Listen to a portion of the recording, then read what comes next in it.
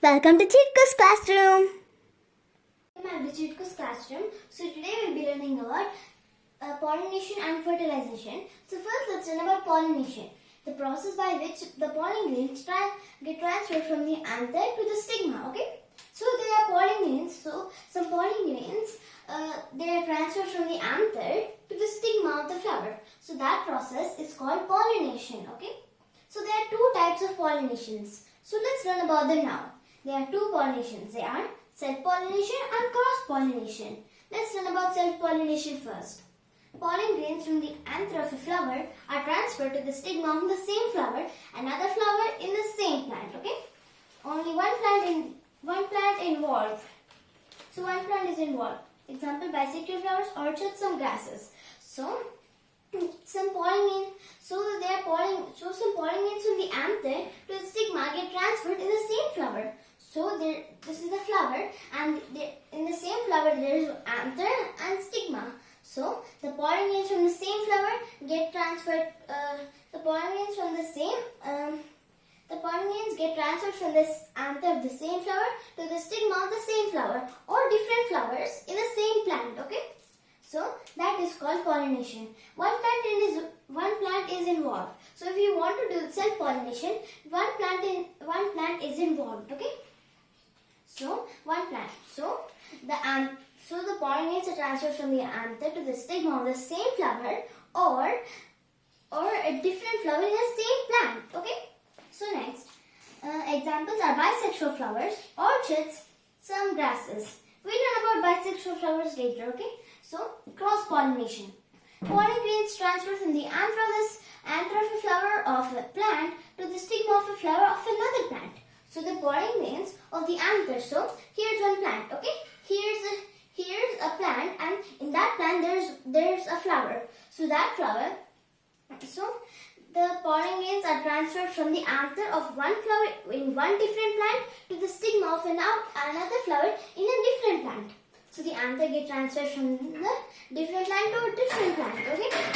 So next, of the another flower. So two plants are involved. Okay. So we need two plants. So why do we need two plants? This is cross pollination. So the anther of one flower of one plant get the pollen grains are transferred from the anther of a flower of one plant to the stigma of another flower of a different plant. Okay. So that's why two plants are involved. The examples are hibiscus, rose, jasmine. Okay. So these are self-pollination and cross-pollination. Okay. So let's learn about self-pollination and cross-pollination in detail. Okay. So self-pollination. So these are the anthers. So if you want to get the pollen grains from the anther to go to the stigma, so self-pollination. The process of the transfer of pollen grains from the anther to the stigma of the same flower or the different flower. So the pollen grains from the anther come to the stigma, or the anther gives the pollen grains to another flower in the same plant. Okay. So here we're transferring the pollen grains from the anther to the stigma in the same flower in the same plant. Okay, so we're transferring the pollen grains from the anther to the stigma for a different flower in the same plant. Okay. Next, cross pollination means the process by which we give the pollen grains from the anther of a different flower of a different plant to a different flower of a different plant. So this is called self-pollination and cross-pollination.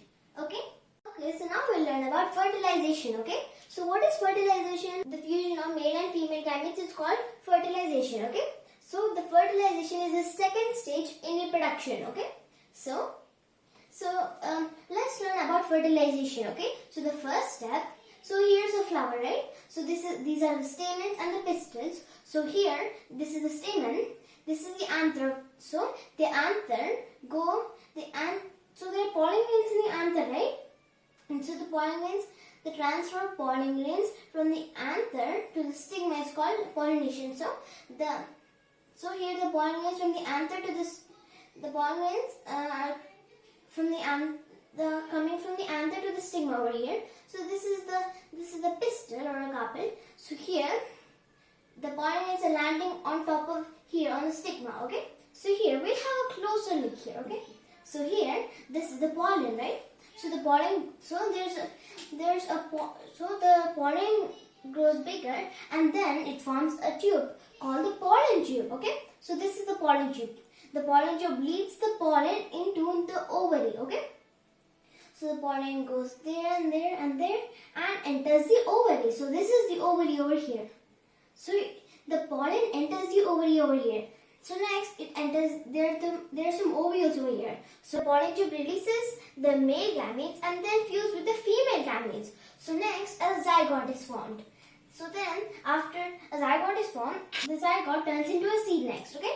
So this inside the ovary, it turns in, this is a zygote and the zygote turns into a seed. So this is the process of fertilization.